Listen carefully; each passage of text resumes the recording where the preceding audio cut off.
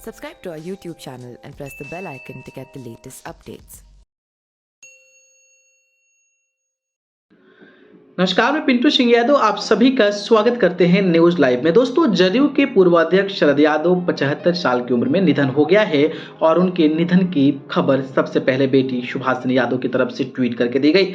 सुभाषिनी ने लिखा कि पापा नहीं रहे, इसके साथ ही दुखी का इमोजी बनाया। शरद यादव गुरुग्राम के फोर्टिस अस्पताल में भर्ती थे। गुरुवार देर रात शरद यादव का पार्थिव शरीर एम्बुलेंस से दिल्ली में छतरपुर स्थित आवास पर लाया गया है। यहाँ यह 5 वेस्टर्न डीएलएफ में शुक्रवार को दिन भर पार्थिव शरीर अंतिम दर्शन के लिए रखा जाएगा।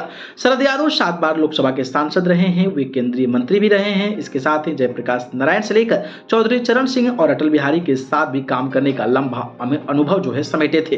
वे समाजवादी विचारों के मुखर प्रत्यक्ष समर्थक थे और डॉक्टर राम मनोहर लोहिया के आदर्शों से काफी प्रभावित थे। शरद यादव के निधन पर राष्ट्रपति द्रौपदी मुर्मू से लेकर प्रधानमंत्री नरेंद्र मोदी समेत अन्य बड़े नेताओं ने शोक जताया है और श्रद्धांजलि अर्पित की है। शरद यादव की अगर मैं बात करता हूं तो उनकी जो बेटी है सुभाषिनी, वो काफी ज्यादा राजनीति में सक्रिय है। शरद यादव के 2 संतान हैं, बेटी सुभाषिनी और बेटा शांतनु है। सुभाषिनी राजनीति में सक्रिय है और कांग्रेस पार्टी से जुड़ी हुई है। हाल ही में वह राहुल गांधी की भारत जोड़ो यात्रा में भी खासी सक्रिय दिखाई देती। सबसे पहले उन्होंने मध्य प्रदेश, राजस्थान में यात्रा ज्वाइन की, उसके बाद हरियाणा और पंजाब में भी यात्रा में शामिल हुई थी। सुभाषिनी ने पिता शरद यादव से राजनीति सीखी है और उनके विचारों को आगे बढ़ाने की बात करती है। शरद यादव ने मई 2022 में खाली किया था सरकारी आवास। पिछले साल 31 मई 2022 को जब शरद यादव ने दिल्ली में 7 तुगलक रोड वाला सरकारी आवास खाली किया, तब सुभाषिनी ने ही ट्वीट कर इसकी जानकारी दी। शरद यादव ने इस बंगले में करीब 22 साल तक रहे थे और इससे पहले उन्होंने लुटियंस जोन में भी काफी वक्त बिताया है। शरद यादव अपना सरकारी आवास छोड़ते वक्त कहा था कि इस घर से कई लड़ाइयां लड़ी गई हैं, यहाँ पर कई सारी यादें भी जुड़ी हुई हैं। शरद यादव की बेटी सुभाषिनी यादव ने ट्वीट कर कहा था कि तुगलक रोड पर 23 साल की सफल यात्रा को समाप्त करते हुए 48 साल की शुद्ध समर्पित और निस्वार्थ योगदान समाज के उत्थान के लिए अब नई शुरुआत की प्रतीक्षा में है।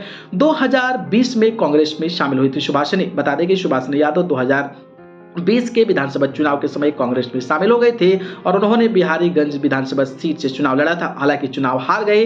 चुनावी कैंपेन में राहुल गांधी के वोट मांगने के बाद सुभाषिनी यादव ने एक इमोशनल पोस्ट भी लिखा था, जिसमें उन्होंने बताया था कि कैसे राहुल गांधी ने बीमार पिता को नहीं पहुंच पाने की स्थिति में उनको बहन बताया और हौसला अफजाई की। सुभाषिनी यादव की शादी हरियाणा में एक राजनीतिक परिवार में हुई है। वे प्रियंका गांधी और राहुल गांधी के काफी करीबी माने जाते हैं।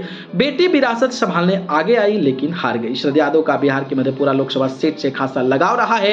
अगस्त 2017 में नीतीश कुमार के अनबन के बाद जदयू से बाहर आए शरद यादव ने लोकतांत्रिक जनता दल यानी कि एलजेडी का गठबंधन किया और 2019 के चुनाव में महागठबंधन के हिस्सा भी रहे और मधेपुरा से चुनाव लड़े, लेकिन वो हार गए। बताते चले कि शरद यादव चाहते थे कि वो मधेपुरा से उनके परिवार का कोई सदस्य चुनाव लड़े और ये इच्छा उनकी वर्षों से थी। हालांकि तब परिवार सदस्य की राजनीति में एंट्री नहीं हुई थी और एक बार फिर 2020 में सुभाषिनी कांग्रेस में शामिल हुई तो उन्हें मधेपुरा की बिहारीगंज विधानसभा सीट से चुनाव लड़ा था, लेकिन वो चुनाव हार गई थी और शरद यादव जिस दुनिया को अलविदा कह गए और तमाम राजनीतिक जो विरासत सियासत है वो लोगों के दिलों में छोड़कर चले गए और पूरे न्यूज लाइव टीम की तरफ से उनको श्रद्धांजलि अर्पित है। बाकी आपकी उनकी राजनीतिक करियर पर क्या प्रतिक्रिया है, कमेंट बॉक्स में